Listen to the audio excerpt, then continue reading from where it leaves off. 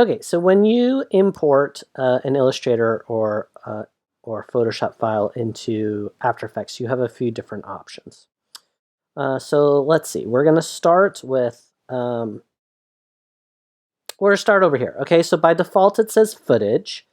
You can also have a series of solar systems. So if I say create sequence, it's going to bring in 1, 2, 3, all of these based on the number.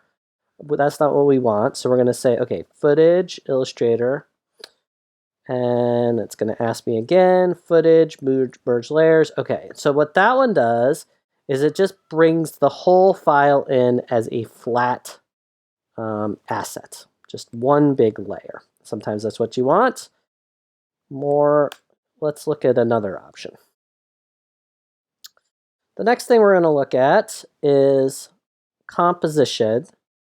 Okay, and what that does is that brings in the layer, brings in the file, but then it separates all the layers the way you have it set up. And this is why the naming is so important, because now when it's in After Effects, and if you just look down here, if you didn't have the layer name, you'd be a little stuck.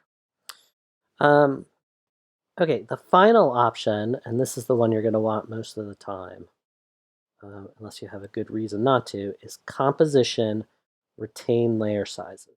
So what that'll do is bring in all your layers just like before, but now it will honor the bounding boxes of your artwork, and it'll also put the pivot point for each of these in the middle.